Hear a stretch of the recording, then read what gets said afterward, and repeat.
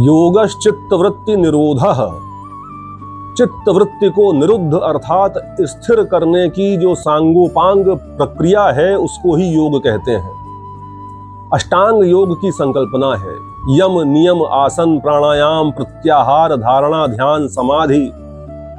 संपूर्ण जीवन का चिंतन, अनुशासन सब योग के भीतर समेकित है। हमको ब्रह्मचर्य का पालन करना चाहिए, सत्य बोलना चाहिए, अहिंसा का आचरण करना चाहिए, अस्तेय अर्थात चोरी नहीं करनी चाहिए, अपरिग्रह अर्थात दान नहीं लेना चाहिए, शौच अर्थात पवित्रता का पालन करना चाहिए, स्वाध्याय करना चाहिए, स्वाध्याय भी योग ही है, ईश्वर चिंतन करना चाहिए, मनन करना चाहिए।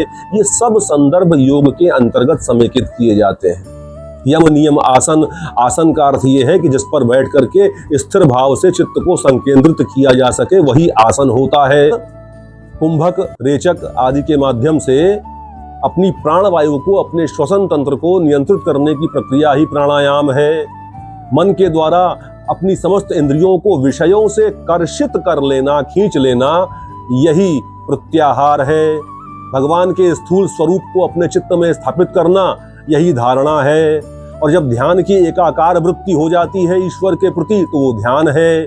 किंतु ध्याता, ध्येय और ध्यान के मध्य की त्रिपुटी में जब अभेद स्थापित हो जाता है तब उसको समाधि कहते हैं। श्रीमद् भागवत में भगवान कपिल जब अपनी मातुश्री देवहूति जी को सांख्य योग का उपदेश प्रदान कर रहे थे तो भगवती ने हाथ जोड़कर कहा, बोले भगवान आपने हमको एक यांत्रिक पद्धति के माध्यम से ईश्वर की प्राप्ति के मार्ग का उपदेश प्रदान किया है, कुछ सहज भी बताने का प्रयास करिए। तो भगवान कपिल ने बड़ी अद्भुत बात कही, संचिंतयेद भगवतश्चरणारविंदम वज्रांकुश ध्वज सरोरुह लांछनाढ्यम उत्तुंग रक्त विलसन नख चक्रवाल ज्योत्सनाभिराहत महदृदयांधकारम। भगवान के स्थूल स्वरूप का ध्यान करो, उनके सुंदर श्री चरण पर अपने ध्यान को संकेंद्रित करो और धीरे धीरे करते हुए ठाकुर के शरीर पर ऊपर बढ़ने का प्रयास करो।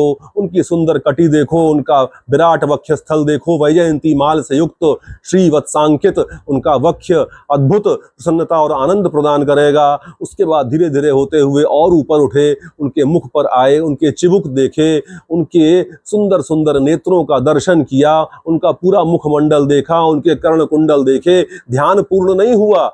ध्यान कब पूर्ण होगा? जब ठाकुर के नेत्रों के साथ हमारे नेत्र मिलेंगे और वह ज्योति हमारे भीतर ही प्रविष्ट हो जाएगी, तब हमारा ध्यान पूर्ण होगा, हम एकाकार हो जाएंगे। यही योग की चरम परिणति है। अर्थात इस जीवन में मदगुण श्रुति मात्रेण मयि सर्वगुहाशय मनोगतिर्विच्छिन्ना यथा गंगा मसो अम्बुधौ, जिस प्रकार से ऊपर से गंगा जी जब नीचे आई तब धीरे धीरे जाती हुई सीधे समुद्र में ही लीन हो गई, बीच में कहीं नहीं रुकी। उसी प्रकार जब मन की वृत्तियां मन के भीतर स्थित होकर के नारायण का दर्शन करना चाहती हैं तो वह भी एक अद्भुत प्रकार का भक्ति योग ही होता है।